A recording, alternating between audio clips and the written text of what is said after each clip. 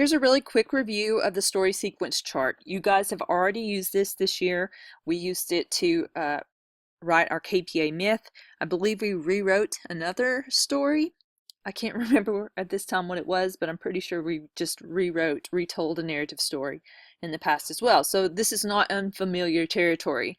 You've got three major sections. You definitely have to have at least 3 paragraphs when you rewrite your Christmas story, but you can have more than that if you need it. You just need to start new paragraphs as needed, especially if you've got dialogue. So, number 1, characters and setting. You're going to start by introducing your story, tell where it happened, who is in the story. You don't have to introduce every single character right off the bat. You want to introduce the main character and possibly the protagonist. Possibly the antagonist, the person who's causing the problem. The protagonist is your main character. You definitely want to introduce that person. Where do they live or go? So I'm going to take the example of the story I read to you today, which was the retelling of the Grinch story. So who is in the story? You learn from the very beginning that there's a Grinch and that he lives near Whoville and blah, blah, blah. We learn about what the people are like and what's going on in town, and that all happens in that very first section. Then you move on to the second section, the plot of the problem. What does the Grinch need or want? Well, he wants everybody to stop saying Merry Christmas.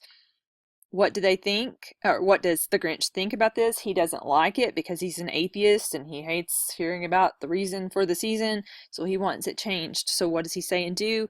He goes to the committee and asks for an official change in the holiday greeting from Merry Christmas to Happy Holidays. That's the second section of that story. Now, if you move on to the climax and the resolution, how is the need resolved?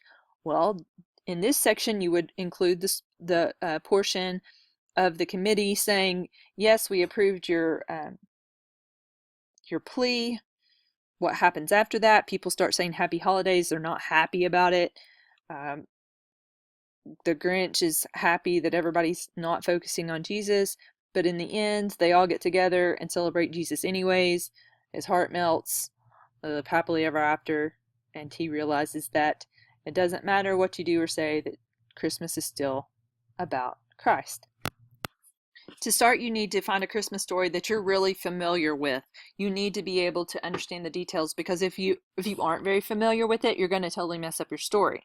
Because remember, your story has to be recognizable to your class. If I read it aloud to everyone, which I'm not saying that I will, but if I were to read it aloud, would they be able to recognize the story that you are either making fun of or rewriting in some way? That's what needs to be clear. So the ways you can do this, you can take a character. Let's say you take Frosty the Snowman, and he has the same kind of conflict, but he's totally different character. So instead of being this jolly old snowman, he's super mean and cranky or something like that. But he still has the problem with melting, which is the conflict in the Frosty the Snowman story. Or instead of changing the characters, you have the same characters that are in the original story, but you change the conflict. So if it's Rudolph the Red-Nosed Reindeer, instead of him being made fun of, maybe he's the bully that's bullying all the other reindeer, and what happens with him and his red nose. So you see what I'm saying? You need to take something in the story and change it, either the characters, or you could change the conflict, or you could just keep everything the same and then change the ending of the story. So get your story sequence chart completed and turned in tomorrow. Make sure that you've answered most of these questions as you are doing each section, and I can't wait to see what you guys have in store. Happy writing!